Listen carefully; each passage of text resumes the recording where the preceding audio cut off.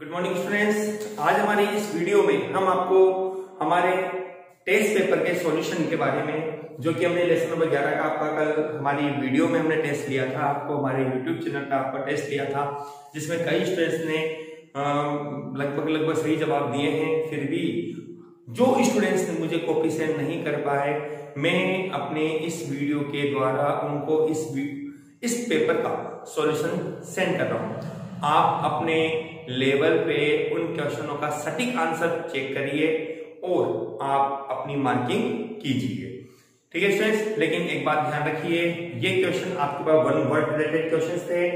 आपने यदि बिल्कुल सही जवाब लिखा तो पूरा 1 मार्क्स आपका बनता है, और यदि उस मार्क्स में आपने कुछ भी, उस सॉल्यूशन में आपने कुछ भी एरर की है, तो आप अपने स्वतः ही उस क्वेश्चन को क्रॉस कर दीजिए। हमारे कल की पेपर का पहला क्वेश्चन था, समतल दर्पण से प्राप्त प्रतिबिंब की प्रकृति बताइए। क्वेश्चन नंबर 1 अपने पास था, समतल दर्पण से प्राप्त प्रतिबिंब की प्रकृति बताइए। देखिए स्टूडेंट्स, थोड़ा एक्सप्लेनेशन के रूप में मैं आपको समतल दर्पण के बारे में बताता हूं, क्योंकि जैसा कि मैंने आपको कहा, हमारी इस वीडियो में हम एक्सप्लेन सहित आपको आपका आंसर दे रहे हैं। समतल दर्पण जो कि दर्पण का ही एक प्रकार होता है। हमने हमारी वीडियो में आपको बता रखा है, दर्पण 2 प्रकार के बनते हैं, जिन्हें हम समतल दर्पण और गोलीय दर्पण कहते हैं। दोनों ही प्रकार के दर्पणों का जो निर्माण किया जाता है, तो एक पारदर्शी कांच की पट्टिका की एक सतह पर कलई या पॉलिश करके किया जाता है।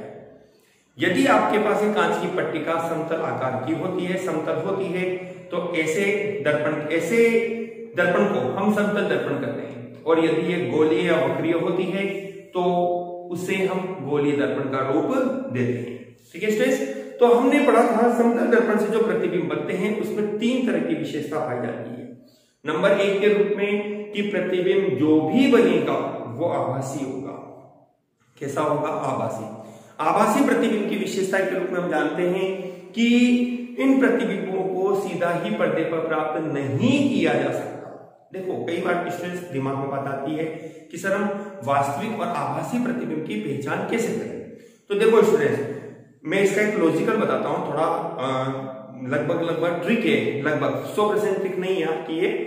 आप ये कह सकते हो कि जिस वस्तु को, जिस प्रतिबिंब को आप छू सकते हो, स्पर्श कर रहे हो, ठीक है ना, आप देखोगे तो प्रतिबिंब दोनों को, लेकिन जिस प्रतिबिंब को आपने टच किया, स्पर्श किया, ठीक है, वो आपके पास है वास्तविक प्रतिबिंब, और जिसको आप पकड़ नहीं पा रहे वो आपके पास बनेगा आभासी प्रतिबिंब। अब आप एग्जांपल ले लीजिए, जैसे समतल दर्पण में हम अपने आप को देखते हैं, तो हम हमारे चेहरे को नहीं पकड़ सकते, लेकिन आपने यदि एक दर्पण के किसी लेंस के सामने या अवतल दर्पण के सम्मुख आपने मोमबत्ती रखी और पर्दे पर प्रतिबिंब बनाया, तो पर्दे में जो प्रतिबिंब बन रहा है, यदि आप उसके बीच में उंगली बना कर देते हो या किसी वस्तु को रख देते हो, तो वो प्रतिबिंब छूट जाता है, ठीक है। इस तरह से आप इसकी पहचान कर सकते हैं, ठीक है। तो इस तरह से हमारा जो क्वेश्चन था, समतल दर्पण से प्राप्त प्रतिबिंब की प्रकृति बताइए, तो सबसे पहली विशेषता के रूप में अपने पास बनता है आभासी प्रतिबिंब, या काल्पनिक आपने लिखा तो भी सही है स्टूडेंट्स, ठीक है ना। अब आपको जैसे कि जानकारी है, आभासी है प्रतिबिंब, तो सीधा अवश्य बनेगा, ठीक है।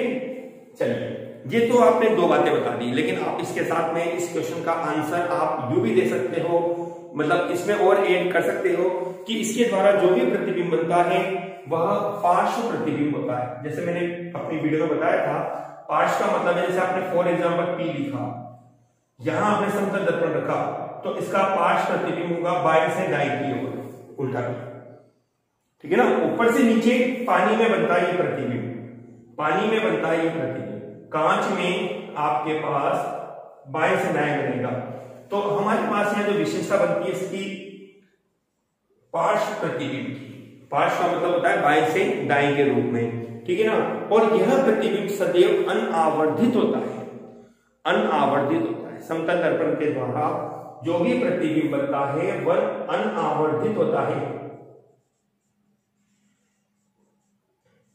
ठीक है स्टूडेंट्स, ये अपने इस क्वेश्चन का कंप्लीट आंसर है। लेसन नंबर मतलब सॉरी क्वेश्चन नंबर 1 का कंप्लीट आंसर है, जिसका आंसर आपके पास बना कि सदैव अनावर्धित प्रतिबिंब बनेगा, सीधा बनेगा, पार्श्व बनेगा और प्रतिबिंब आभासी बनेगा। चलिए अब हम देखते हैं हमारा क्वेश्चन नंबर 2। क्वेश्चन नंबर 2 आपके पास था सामान्यतः यू का चिन्ह किस प्रकार का होता है। स्टूडेंट्स, ये भी हमने चिन्ह परिपाटी जो कि अभी हमारी लेटेस्ट वीडियो अपलोड की गई है उसमें मैंने आपको बताया था कि कोई भी, चाहे वह लेंस हो चाहे वह दर्पण हो, ठीक है ना, तो वहां पर आपके पास फॉर एग्जांपल जैसे यह आपके पास कोई भी लेंस या दर्पण है, मैंने एक जनरल चित्र बना दिया। आप हमेशा वस्तु को बाईं ओर रखेंगे, यह इसका नियम होता है, ठीक है ना। और बाईं ओर की जो भी डिस्टेंस होती है ना वो सदैव आपके पास नेगेटिव होती है, ठीक है। और प्रतिबिंब यदि आपको दाहिनी ओर बनता है तो ये डिस्टेंस पॉजिटिव है, और प्रतिबिंब आपको यदि बाईं ओर ही प्राप्त होगा तो यह आपके पास नेगेटिव बनता है, ठीक है स्टूडेंट्स। इस तरह से आपका जो आंसर बनता है यहां पर होगा आपका आंसर ऋणात्मक चिन्ह। आपके पास u सदैव ऋणात्मक रहेगा, u का जो चिन्ह आपका बनेगा वह क्या होगा, ऋणात्मक होगा। यहां आपने एक्सप्लेनेशन के रूप में अपन रफ वर्क कर रहे हैं, मैं यहां कॉलम डाल देता हूं, ये रफ वर्क के रूप में अपना है ना, जो एक्सप्लेन कर रहे हैं उस चीज को इस बॉक्स में दिखा रहे हैं, ठीक है। इस तरह से आपका आंसर बनेगा u का चिन्ह किस प्रकार का होता है, u का चिन्ह ऋणात्मक होता है। सवाल नंबर 3 अपने पास था स्टूडेंट्स, रेखिक आवर्धन क्षमता, रेखिक आवर्धन क्षमता जिसको मैंने थ्योरी में पढ़ाया भी था, एम के द्वारा दर्शाते हैं एम। रेखिक आवर्धन क्षमता का चिन्ह सॉरी रेखिक आवर्धन क्षमता का मात्रक क्या होता है। जैसा कि आपको ध्यान है रेखिक आवर्धन क्षमता का हमने फॉर्मूला लिखा था एम बराबर प्रतिबिंब की वस्तु से दूरी, सॉरी प्रतिबिंब की ध्रुव से दूरी, ध्रुव से दूरी, जिसको हमने लिखा था v के रूप में। बिंब मतलब वस्तु, वस्तु की ध्रुव से दूरी, जिसको हमने लिखा था u के रूप में, ठीक है स्टूडेंट्स। तो हम ये देखते हैं दोनों ही दूरियां हैं हमारे पास, ये भी दूरी और ये भी दूरी, दोनों के मात्रक को हम लेते हैं, इसका मात्रक मीटर, इसका मात्रक मीटर, मात्रक आपस में कैंसिल होता है। इस आधार पर m जो आपके पास बनेगा मात्रकहीन होगा, मात्रकहीन होगा, ठीक है स्टूडेंट्स। चलिए अब हमारा लेते हैं हम, ये तो था हमारा क्वेश्चन नंबर 3, ये हमारे पास अगला क्वेश्चन नंबर 4। क्वेश्चन नंबर 4 में आपको बोला गया है अपवर्तन का कारण क्या होता है, अपवर्तन का कारण क्या होता है।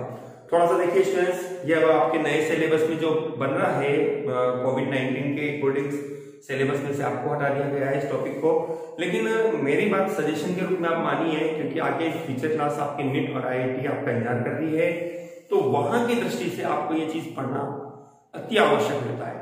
मैंने अपनी वीडियो में आपको जो कोर्स आपका हटा दिया गया है इस लेसन नंबर 11 से मैंने आपको वीडियो अपलोड की गई है, और आगे भी उसकी वीडियो में कंटिन्यू आपको अपलोड कर ही रहा हूं, तो आप उनको भी देखिए और अपने क्वेश्चन को सॉल्व कीजिए, ठीक है ना स्टूडेंट्स। तो मेरे पास जो क्वेश्चन नंबर 4 है, अपने पास अपवर्तन का कारण क्या है। देखिए अपवर्तन होता है जब प्रकाश किरण एक माध्यम से दूसरे माध्यम में जाती है। तो स्टूडेंट सपोज ये आपतित किरण है, जब ये प्रकाश किरण दूसरे माध्यम में जाती है तो इस किरण का या तो अभिलंब से दूर हट जाना, या देखो यह आपतित किरण है, अभिलंब की ओर मुड़ जाना, ठीक है।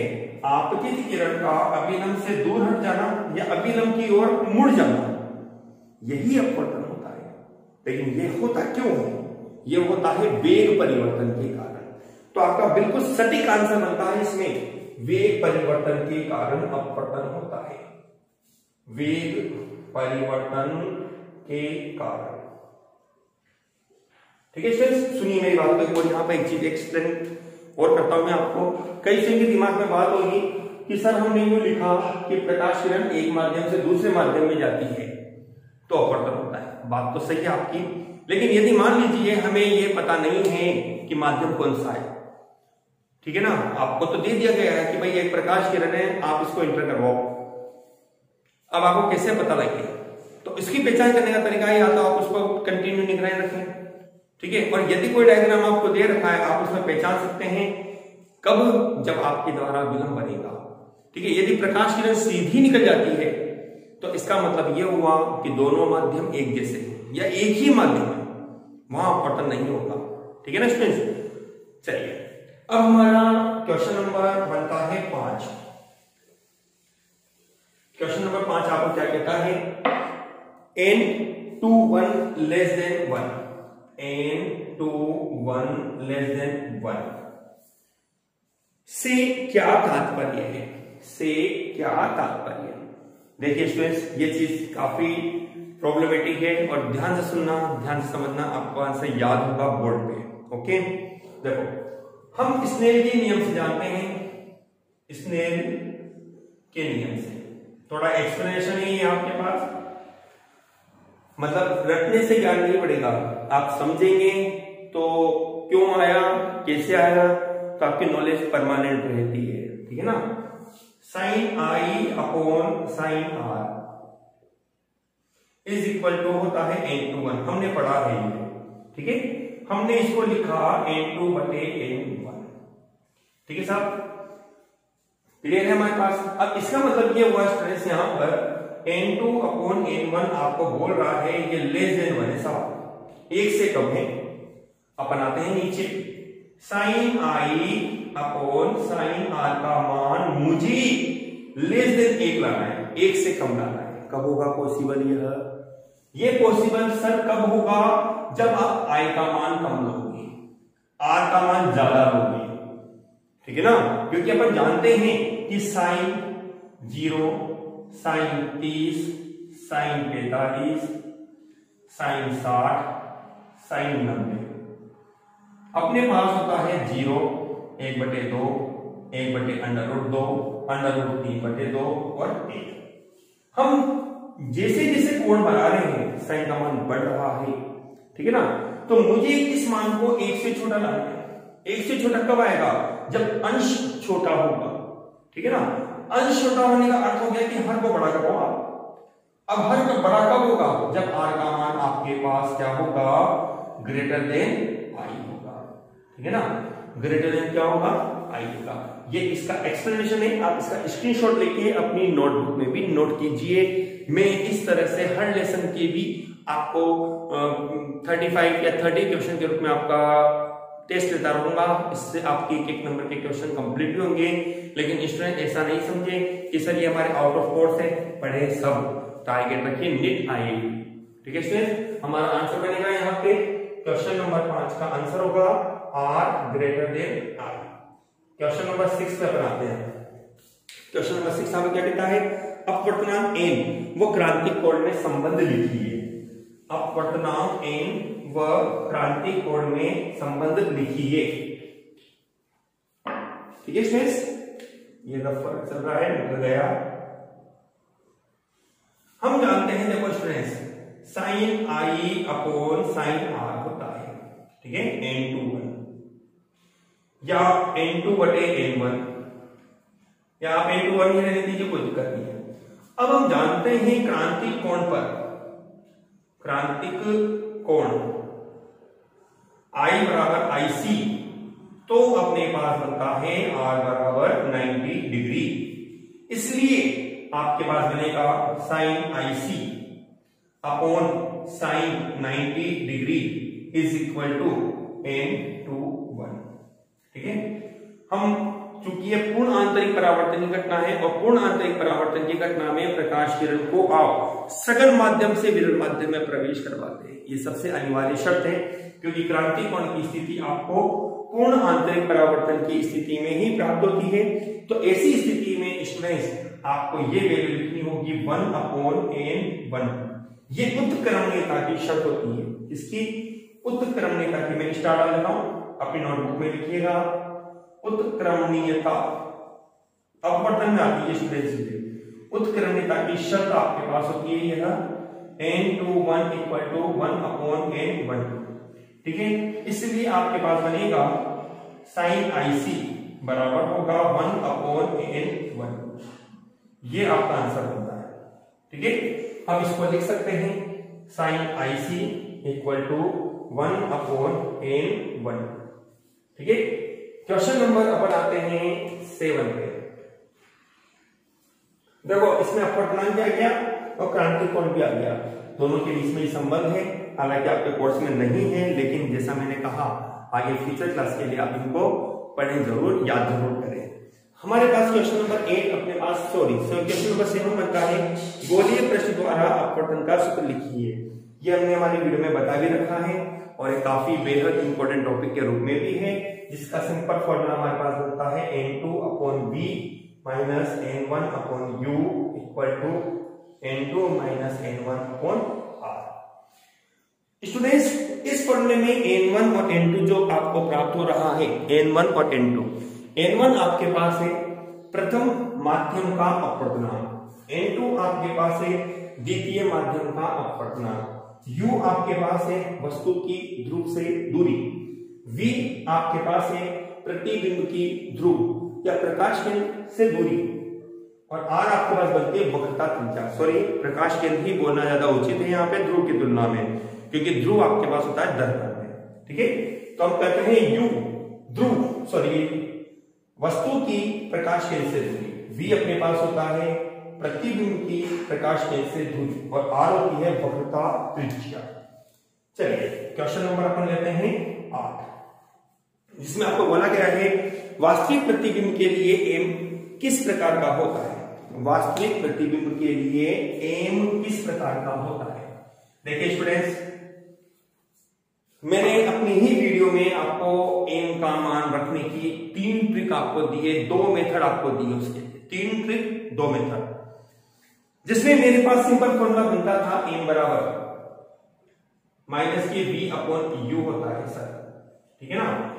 और मैंने आपको नोट करके कहा था, रिमार्क किया था, आप कैसे पहचानोगे प्रतिबिंब वास्तविक बनेगा न्यूमेरिकल में।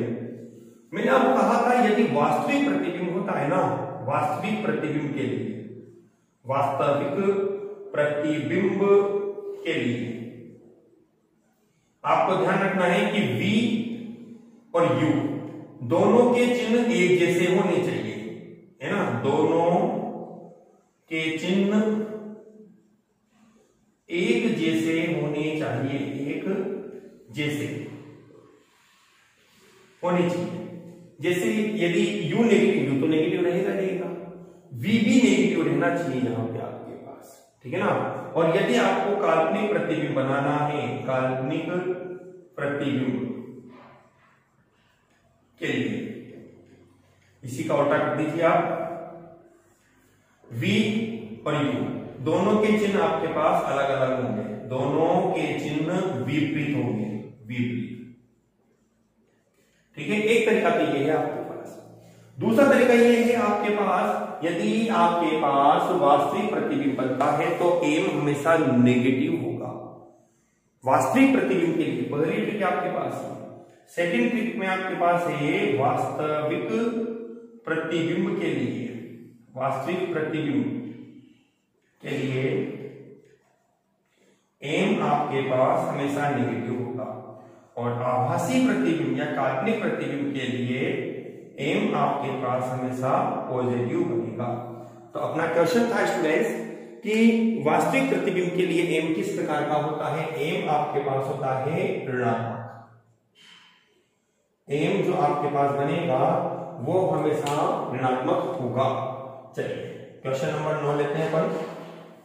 क्वेश्चन नंबर 9 में कहा गया कि जब वस्तु तलेस के 2f पर स्थित है तो प्रतिबिंब की प्रकृति क्या होगी। देखिए 2f जस्ट अपन थोड़ा सा अपनी ही वीडियो पे जाएं, पुरानी से मतलब है कि जो अभी थोड़ी देर पहले ही रिपीट की गई है, लेकिन वो दर्पण से संबंधित थी, फोकस दूरी और वक्रता त्रिज्या में संबंध, f equal to r equal to 2f, ठीक है। तो हम ये देखते हैं कि वक्रता त्रिज्या फोकस दूरी की दुगनी होती है। आप यूं भी कह सकते हैं, चूंकि ये लेंस है तो यह वक्ता त्रिज्या नहीं होती है आपके पास सिंपल लेंसों के लिए। हम वहां पर f और 2f दो फोकसों की तुलना करते हैं। पहला फोकस जो मुख्य फोकस कहलाता है, मुख्य फोकस का दुगुना 2f के रूप में लेते हैं हम। तो हम ये कह सकते हैं यदि आपने वस्तु को 2f पर रखा तो प्रतिबिंब भी 2f पर ही बनेगा। और इसकी एक विशेषता होती है, यहाँ जो प्रतिबिंब बनेगा वह वास्तविक होगा, ठीक है, उल्टा होगा और वस्तु के बराबर होगा। तो हमारा आंसर बनता है इसका कि प्रतिबिंब जो बनेगा वह वास्तविक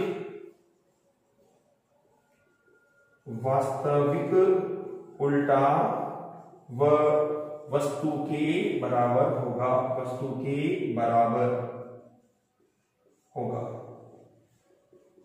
ठीक है, आते हैं अपन क्वेश्चन नंबर 10 पर। क्वेश्चन नंबर 10 अपना क्या कहता है, जिसमें आपसे कहता है सबसे अधिक तरंगदैर्घ्य किस रंग के प्रकाश का होता है। सबसे अधिक तरंगदैर्घ्य, देखिए स्टूडेंट्स, मैंने आपको अपने ही वीडियो में बता रखा है, सारे क्वेश्चन मैंने अपनी वीडियो से ही पूछे हैं आपको स्टूडेंट। आपको मैंने बोला था लाल रंग जो होता है इसका तरंगदैर्घ्य सबसे मैक्सिमम होता है रेड कलर का, ठीक है। वॉयलेट कलर जो होता है, बैंगनी कलर जो होता है, उसका तरंगदैर्घ्य कम होता है। तो इसके आधार पे आपके पास बनेगा लाल रंग, आपका आंसर होगा लाल रंग का जो तरंगदैर्घ्य होता है वह सबसे अधिक होता है।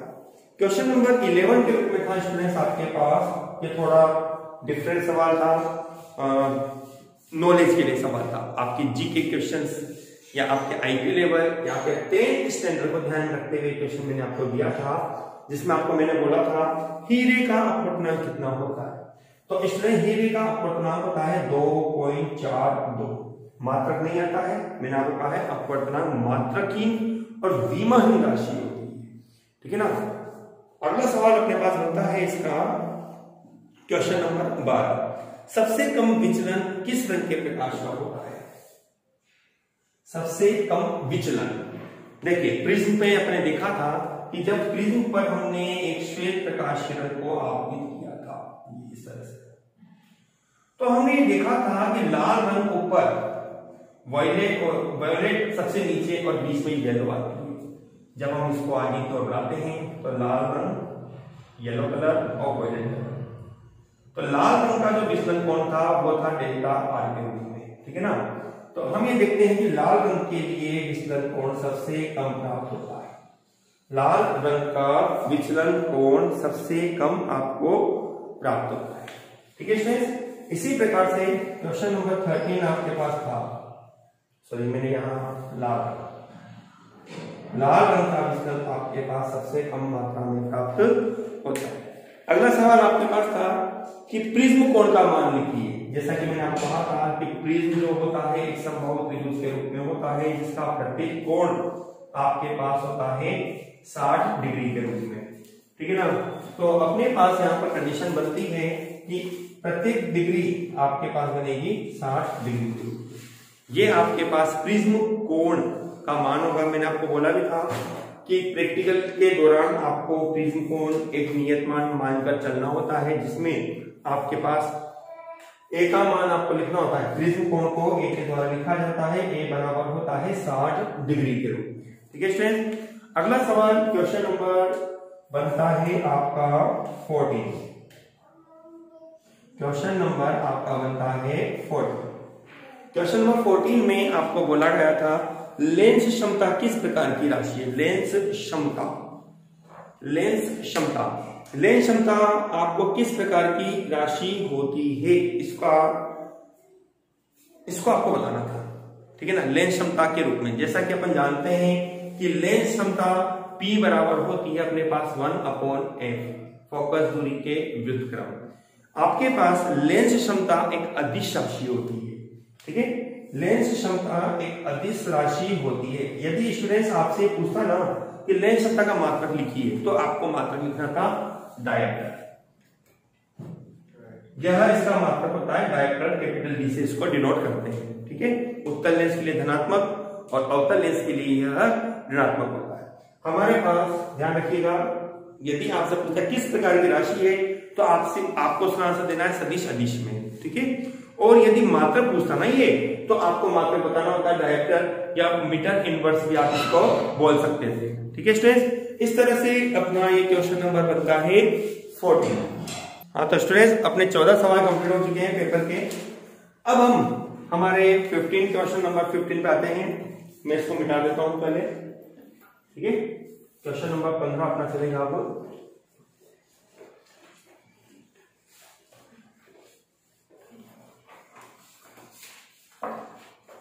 Question number 15।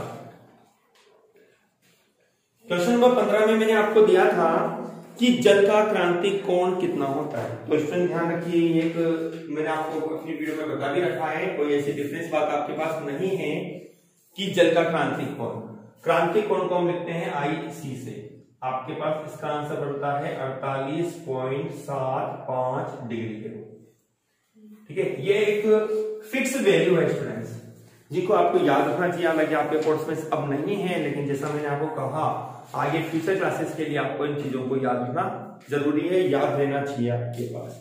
अगला क्वेश्चन स्टूडेंट्स अपने पास बनता है जिसमें आपको बोला गया था क्वेश्चन नंबर 16 में क्रांतिक कोण पर अपवर्तन कोण कितना होता है। क्रांतिक कोण पर अभी थोड़ी देर पहले मैंने आपको बोला था जब IC बराबर आपके पास I बराबर IC है तो हमेशा R बराबर होता है 90 डिग्री। तो आपका आंसर बनेगा R बराबर 90 डिग्री, ठीक है स्टूडेंट्स। मतलब कि अपवर्तन कोण का मान यहां पर 90 डिग्री आपको प्राप्त रहेगा। क्वेश्चन नंबर 17 आपका था किस लेंस का आवर्धन सदैव 1 से कम होता है। बहुत अच्छा सवाल है स्टूडेंट्स ये। उत्तल लेंस जो होता है उसके लिए हमने कहा था आवर्धन क्षमता 1 से कम 1 से ज्यादा हो सकती है, लेकिन अवतल लेंस एक ऐसा लेंस होता है जिसकी आवर्धन क्षमता सदैव 1 से कम होती है, मतलब कि m लेस देन 1 होगा। अब इसमें बहुत इंपॉर्टेंट एक सवाल और बनने जा रहा है, मतलब आप अवतल लेंस के द्वारा जो भी प्रतिबिंब बनेगा ना सदैव वस्तु से छोटा होगा। यदि m का मान 1 से कम होता है तो प्रतिबिंब हमेशा छोटा होता है, यदि m का मान 1 के बराबर होता है तो प्रतिबिंब वस्तु के बराबर बनता है, और यदि m का मान 1 से अधिक होता है तो प्रतिबिंब जो बनेगा वो वस्तु से बड़ा बनेगा। तो इस आधार पर अपना जो आंसर बनेगा m लेस देन 1 वो आपके पास बनता है अवतल लेंस के लिए। अवतल लेंस के लिए आपका सवाल था किस लेंस के लिए आवर्धन क्षमता 1 से कम होती है, तो आपका आंसर बनता है अवतल लेंस के लिए। क्वेश्चन नंबर 18 आपके पास था जिसमें आपको बोला गया था लेंस क्षमता का सूत्र लिखिए। क्वेश्चन नंबर 18 लेंस क्षमता का सूत्र लिखिए। अभी थोड़ी देर पहले हमने बोला भी है P बराबर होता है 1/f, ठीक है। तो एक सिंपल फॉर्मूले के रूप में हमने लिख दिया P = 1/f। ये हमारे पास लेंस क्षमता का सूत्र है जिसकी परिभाषा के रूप में हमने कहा था कि फोकस दूरी का व्युत्क्रम लेंस क्षमता कहलाती है। तो अपने पास है P = 1/f। क्वेश्चन नंबर 19वां सवाल देखिए। 19वें सवाल में अपने कहा था लेंस मेकर सूत्र लिखिए।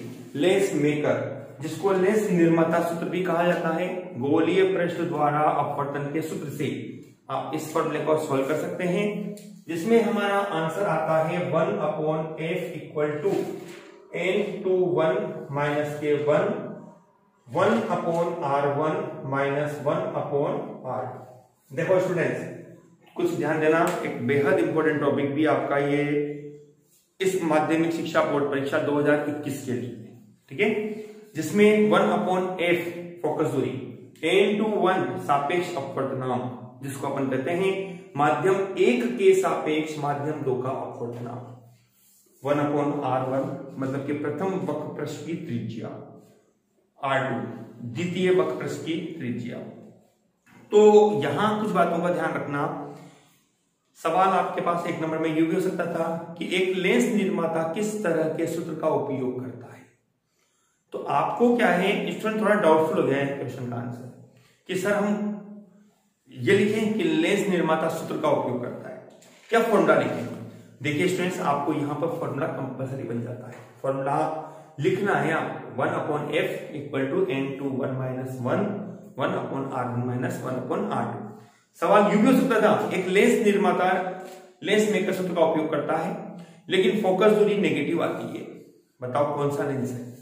तो ऐसी स्थिति में स्टूडेंट फोकस दूरी का नेगेटिव आना आपको पता है वह अवतल लेंस होता है, और यदि फोकस दूरी का पॉजिटिव आना यह दर्शाता है कि आपके पास जो लेंस है वह उत्तल लेंस आप उपयोग में ले रहे हो, ठीक है ना। अवतल लेंस का जो उपयोग होता है वह निकट दृष्टि दोष के लिए किया जाता है, जबकि उत्तल लेंस का जो उपयोग किया जाता है वह दूर दृष्टि दोष में किया जाता है, ठीक है स्टूडेंट्स। चलिए अब हम आते हैं क्वेश्चन नंबर 20 पे। क्वेश्चन नंबर 20, क्वेश्चन नंबर 20 में आपको बोला गया था प्रकाशिक तंतु का उपयोग लिखिए, जैसा कि आपके कोर्स में है यह, है ना।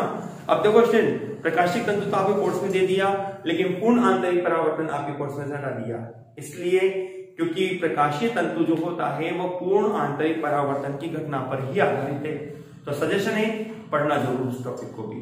तो हमारे पास आंसर है इसका कि प्रकाशीय तंतु का उपयोग किया है। प्रकाशीय तंतु का उपयोग होता है दृश्य और श्रव्य, मतलब कि दिखाई देने वाले सुनाई देने वाले संकेतों को जो टेलीविजन जैसे आप उपयोग करते हो लंबी दूरी तक, संकेतों को लंबी दूरी तक संचरित करने में, भेजने के लिए संचरित करने में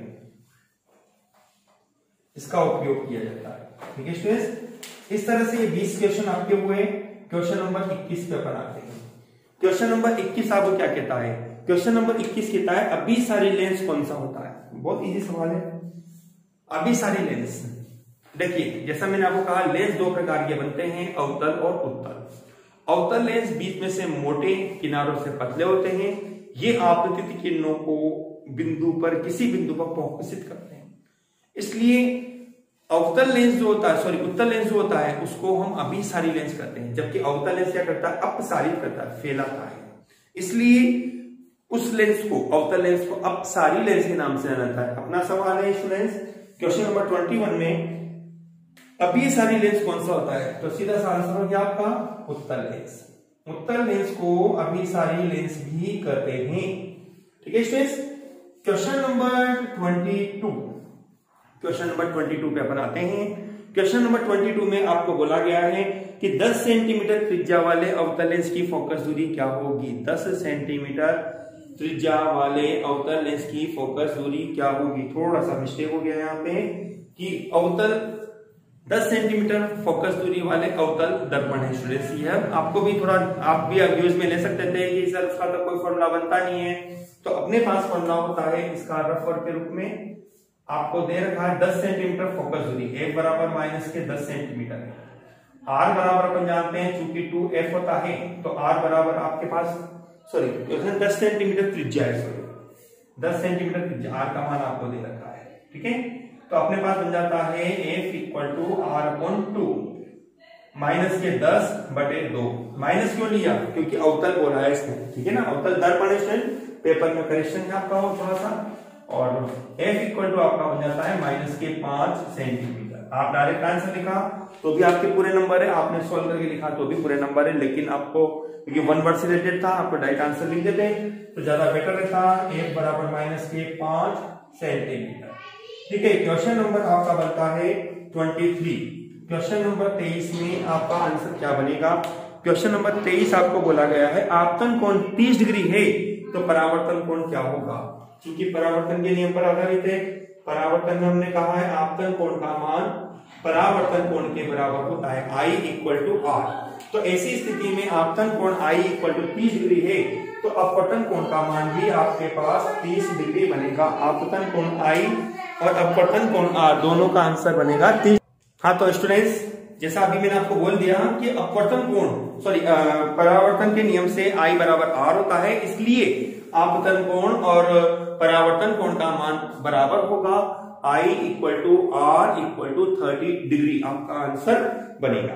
क्वेश्चन नंबर 24 के रूप में आपके पास बनता है लेंस के लिए वह स्थिति बताइए जहां प्रकाश किरण बिना मुड़े सीधी निकल जाती है। देखिए स्टूडेंट्स ये आपके पास है लेंस, ठीक है ना। ये लेंस है आपकी, ये मुख्य अक्ष बनती है, ये केंद्र बिंदु बनता है जिसको हम प्रकाश केंद्र कहते हैं। यदि किसी प्रकाश किरण को आपने इस लेंस के प्रकाश केंद्र पर आपतित किया तो प्रकाश केंद्र एक ऐसा बिंदु होता है जहां से प्रकाश किरण बिना विचलित हुए सीधे ही पारगमित हो जाती है। तो आपका आंसर बनेगा जब प्रकाश किरण प्रकाश केंद्र पर आपतित होती है, जब प्रकाश किरण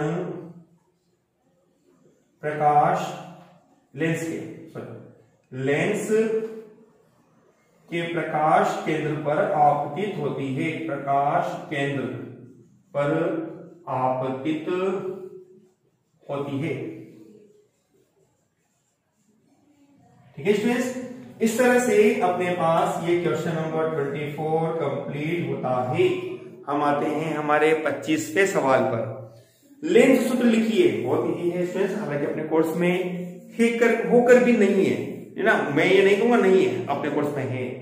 आपने दर्पण समीकरण पढ़ी थी 1/f बराबर होता है 1/b + 1/u। उस समय मैंने आपको अपनी वीडियो में बोला था कि आप इसको इसी रूप में याद रखना है, गलती से 1/u + 1/b मत लिख देना, क्योंकि हालांकि लिख सकते हो प्लस आ रहा है इसलिए, लेकिन मैंने आपको सजेस्ट किया था वहां पे आप इसको याद रखने से आपको बेनिफिट ये मिल जाएगा कि यदि आपके पास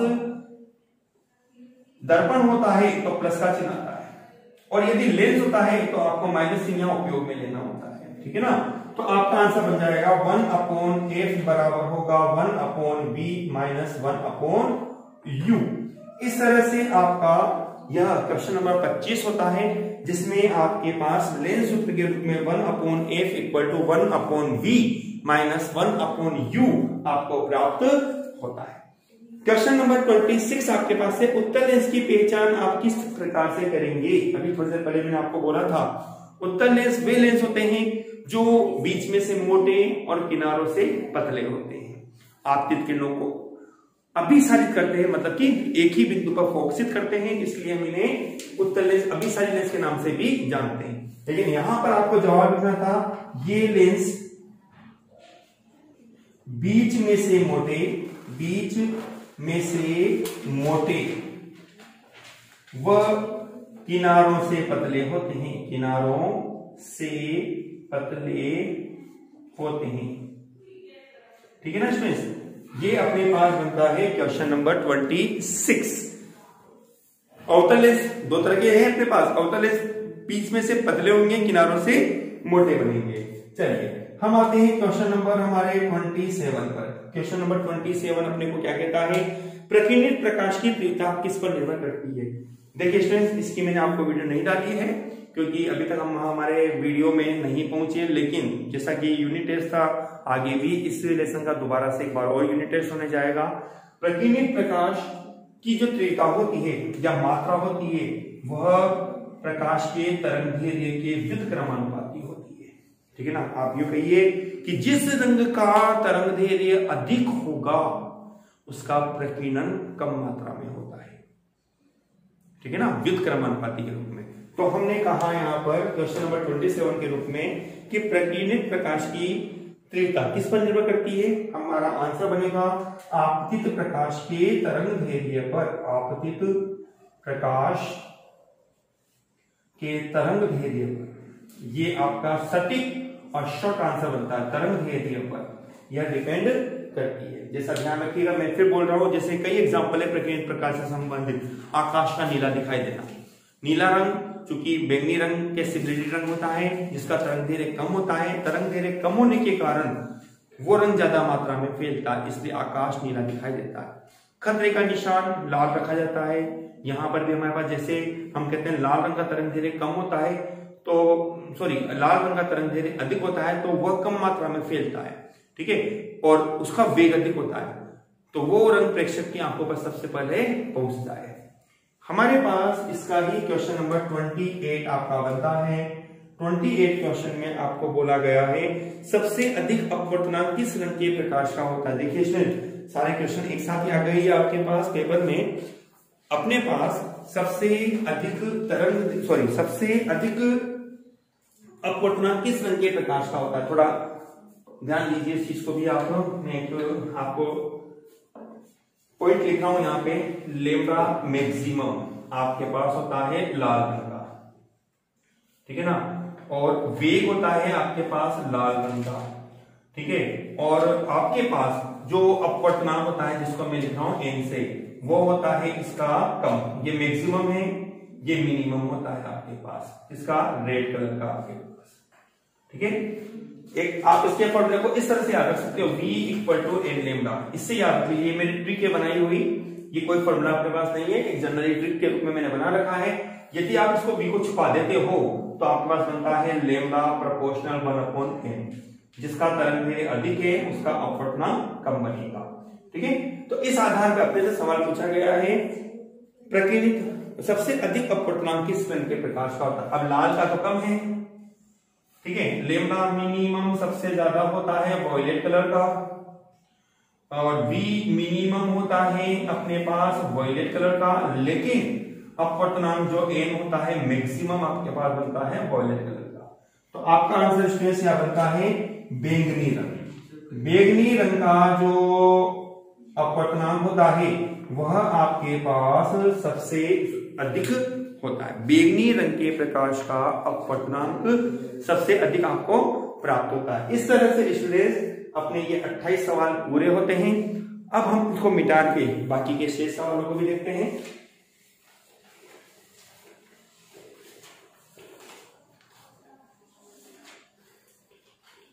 आप इसका जो मैं एक्सप्लेन आपको कर रहा हूं इसका स्क्रीनशॉट लेके अपनी फेयर कॉपी में भी इनको नोट करते रहिए। अपने 28 सवाल पूरे हो गए। क्वेश्चन नंबर 29 पे अपना जो क्वेश्चन नंबर 29 है उसमें अपने कहा है पूर्ण आंतरिक परावर्तन किस माध्यम में होता है। पूर्ण आंतरिक परावर्तन टॉपिक से रिलेटेड बहुत जल्दी आपको वीडियो मिलने वाली है, हो सकता है आज ही आपको अपलोड हो जाएगी ये भी। पूर्ण आंतरिक परावर्तन में हम जानते हैं दो अनिवार्य शर्त होती है, कब होगा, जब प्रकाश किरण सघन माध्यम से विरल माध्यम में प्रवेश करती है, और दूसरी कंडीशन है कि जब आपतन कोण का मान आपको क्रांतिक कोण से अधिक प्राप्त होता है। ये दो महत्वपूर्ण शर्त है। अभी हमारे पास सवाल का आंसर बनता है पूर्ण आंतरिक परावर्तन किस माध्यम में होता है। माध्यम तो हमने कहा कि जब प्रकाश किरण सघन माध्यम से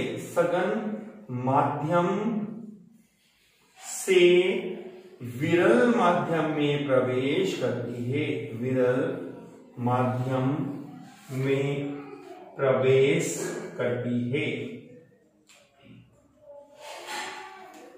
तो आपके पास पूर्ण आंतरिक परावर्तन की घटना बनती है। ओके स्टूडेंट्स, चलिए क्वेश्चन नंबर 13 पे आते हैं। 30 विचलन कोण न्यूनतम कब होगा। न्यूनतम कब होगा, देखिए ये हमारे पास एक बीच की एक मध्यावस्था के रूप में प्राप्त थी, जिसमें हमने कहा था कि जब आपके पास I बराबर E व R1 बराबर R2 होता है तो आपको न्यूनतम विचलन की अवस्था प्राप्त होती है। इस प्रकार से डेल्टा आपके द्वारा बनेगा डेल्टा मिनिमम। स्टूडेंट इसकी पहचान आप कैसे करेंगे, इसकी पहचान करने का एक तरीका है कि ऐसी स्थिति में जो अपवर्तित किरण होती है ना प्रिज्म में, यह इस तरह से ये आपके पास आपतित किरण है, ये अपवर्तित किरण है, ये निर्गत किरण है। ये जो अपवर्तित किरण आपके बनती है यह ठीक इस प्रिज्म के आधार के समांतर हो जाती है बिल्कुल। बाकी अन्य स्थितियों पर यह कुछ कोण बनाकर प्राप्त होती है आपके पास।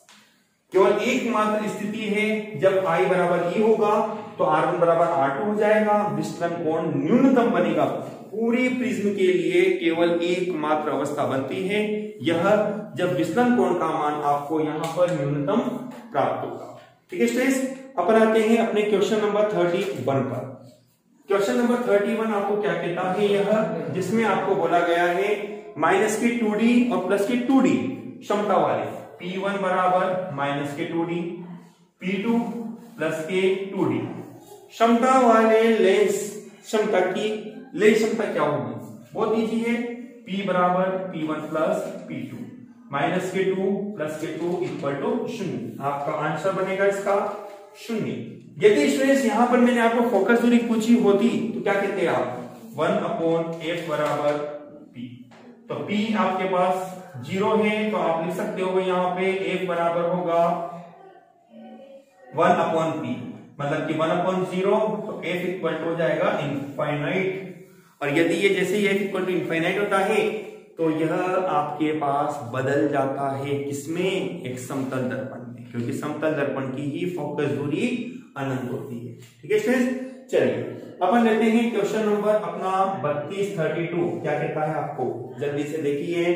प्रिज्म द्वारा प्राप्त विभिन्न रंगों के तरंगदैर्घ्य को उनके बढ़ते क्रम में लिखिए। बढ़ते क्रम में तरंगदैर्घ्य का बढ़ता क्रम VIBGYOR, विब्ग्योर आपको पता है वॉयलेट कलर का तरंगदैर्घ्य मिनिमम होता है और रेड कलर का तरंगदैर्घ्य आपके पास सबसे अधिकतम होता है। ठीक है स्टूडेंट्स, ऐसे समूह को अपन कहते हैं स्पेक्ट्रम।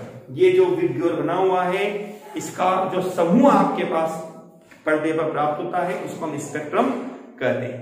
हमारे पास अगला सवाल है क्वेश्चन नंबर 33 के रूप में, अनंत फोकस दूरी वाले उत्तल लेंस की लेंस क्षमता क्या होगी। बोर्ड पे लिखा हुआ है अनंत फोकस दूरी वाले, जब आपके पास f बराबर आपको दे रखा है अनंत, तो हम जानते हैं p बराबर 1/f, तो आपके पास बनता है 1 अनंत, p इक्वल टू आपको बनेगा 0। हमारे पास ऐसी स्थिति में लेंस क्षमता प्राप्त होगी 0 के रूप में। ठीक है स्टूडेंट्स, चलिए क्वेश्चन नंबर 34 अपना बनता है 34 क्या कहता है, ये प्रिज्म के पदार्थ का अपवर्तन ज्ञात करने का सूत्र लिखिए। ये थियोरेटिकल टॉपिक का क्वेश्चन था आपके पास, जिसका आंसर होता है n बराबर साइन आपके पास डेल्टा मिनिमम प्लस a/2 बटे साइन a/2।